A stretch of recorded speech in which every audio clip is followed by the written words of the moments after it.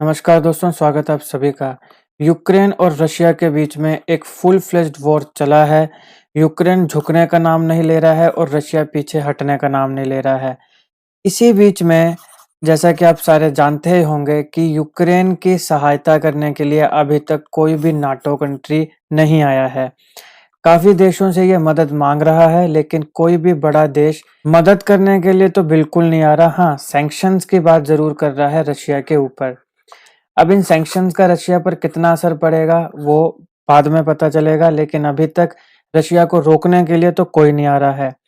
इसी बीच में यूक्रेन ने एक नाटो मेंबर टर्की, जैसा आप जानते हैं नाटो में काफ़ी कंट्रीज है, उसमें टर्की भी इसका एक हिस्सा है, इससे रिक्वेस्ट करी कि रशिया की वॉरशिप्स को ब्लैक सी में जो बॉस्फोरस और डार्डेनल्स नाम के स्ट्रेट्स हैं, इनके थ्रू पास ना होने दिया जाए। टर्की यूक्रेन और रशिया दोनों के साथ ब्लैक सी में बॉर्डर शेयर करता है। हालांकि टर्की ने रशिया के द्वारा यूक्रेन की इन्वेजन को भले ही क्रिटिसाइज किया हो, लेकिन उसने इस मैरीटाइम पैसेज को बंद करने से मना कर दिया। अब टर्की का कंट्रोल इस स्ट्रेट के ऊपर आया था 1936 के मॉन्ट्रिक्स कन्वेंशन के तहत, जिससे टर्की के पास पावर है कि वो किसी भी वॉरशिप को वहां से पास होने से लिमिट कर सकता है, रोक सकता है। लेकिन अभी के लिए रशिया की वॉरशिप को रोकने से टर्की ने मना कर दिया। तो इसी बीच ब्लैक सी जो है वो न्यूज़ में आ गया है, तो इसमें हम इससे जुड़े जितने जीके फैक्ट्स हैं वो कवर करेंगे और मुख्यतः हम देखेंगे कि इसका नाम ब्लैक सी क्यों पड़ा। तो आप इस वीडियो को अंत तक ज़रूर देखिएगा और अगर आप चैनल पर नए हैं तो सब्सक्राइब ज़रूर करिएगा। देखिए, ब्लैक सी एक मार्जिनल मेडिटेरेनियन सी है जो यूरोप और एशिया के बीच में आती है, और ये ड्रेन कहाँ होती है? पूरी मेडिटेरेनियन सी में। ब्लैक सी को जो कंट्रीज बॉर्डर करती हैं उनका नाम है Ukraine, Russia, Bulgaria, Georgia, Turkey और रोमानिया। अब इसको याद रखने का ट्रिक है, रशिया में रशिया में रोम, रोम का आपको मतलब पता है, घूमना फिरना। रशिया में रोम करना है तो बजट कैसा होना चाहिए? बजट हाई होना चाहिए, क्योंकि रशिया महंगा है। ऐसा एज्यूम कर लेते हैं, देखो गया तो मैं हूं नहीं कभी रशिया में, तो पता नहीं महंगा है कि सस्ता, लेकिन एज्यूम कर लेते हैं कि रशिया महंगा होगा। तो रशिया में रोम करना है तो बजट हाई होगा। मैं एज्यूम करता हूँ कि आप में से भी बहुत से लोग नहीं गए होंगे, लेकिन मेहनत करो, पढ़ाई करो, नौकरी लोगे, पैसा कमाओगे तो ज़रूर जाओगे। और नौकरी लेने के लिए एग्ज़ाम क्वालिफाई करना पड़ेगा, जिसके लिए मेरा चैनल सब्सक्राइब करना पड़ेगा, तो अभी के अभी सब्सक्राइब कर लीजिए। खैर, जोक्स अपार्ट, रशिया में रोम करना है तो बजट हाई रखो। तो देखिए, रशिया से आ गया रशिया, रोम से आ गया रोमानिया, बजट में बी से आपके पास आएगा बुल्गारिया, यू से आएगा यूक्रेन, फिर डी से कुछ नहीं है, जी से आएगा जॉर्जिया, और ई से भी कुछ नहीं है, टी से आएगा टर्की। हालांकि मैंने एक अलग वीडियो में भी ये ट्रिक शेयर किया है। इसके साथ साथ मैंने और काफ़ी ट्रिक्स शेयर किए हैं, जैसे कि कैस्पियन सी को साउंड करने वाली कंट्रीज, बाल्टिक सी को साउंड करने वाली कंट्रीज, क्वाड ग्रुप में जो कंट्रीज हैं, आयरन ओर के टाइप्स, ठीक है, देन विक्टोरिया लेक को साउंड करने वाली countries, G7 countries, G4 countries, तमाम मैंने जीके ट्रिक्स आपके लिए बनाए हैं। आपने मेरी प्लेलिस्ट में जाना है जीके ट्रिक्स, और वहाँ पे आपको ये सारी वीडियोस मिल जाएंगी। आप डायरेक्टली भी जीके ट्रिक्स में जा सकते हैं, और मैं इसका लिंक आपको डिस्क्रिप्शन में भी दे दूंगा। तो चलिए अब इस पर आते हैं। हमने कंट्रीज याद कर ली। रशिया में रोम करना है तो बजट हाई होना चाहिए।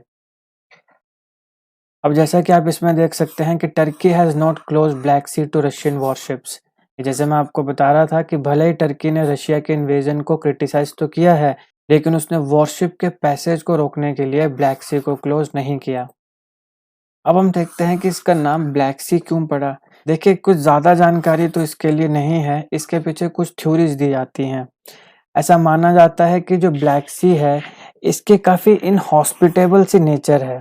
फॉर एग्जाम्पल, पुराने समय में जो मैरिनर्स हुआ करते थे, उनको बहुत ही डिफ़िकल्टी आती थी ब्लैक सी के ऊपर से नेविगेट करने के लिए। जैसे नॉर्मल सी के ऊपर नेविगेशन थोड़ी आसान है, लेकिन ब्लैक सी के ऊपर ऐसा माना जाता था एंशिएंट समय में कि काफ़ी मुश्किल थी। और ऐसा भी माना जाता था कि इसके बगल में बहुत ही सैवेज ट्राइब्स, कुछ अलग प्रकार के, कुछ खतरनाक प्रकार के जो ट्राइब्स हैं, ट्राइबल ग्रुप्स हैं, वो रहते थे। तो शायद इसलिए इसका नाम ब्लैक सी पड़ा होगा। ये एक थ्योरी है। दूसरी थ्योरी ये बोलती है कि ब्लैक सी का नाम शायद ब्लैक सी इसलिए पड़ा क्योंकि विंटर के समय काफ़ी स्टॉर्म्स, आंधी-तूफ़ान ब्लैक सी में आते हैं और इन स्टॉर्म्स की वजह से इसका वाटर ब्लैक हो जाता है।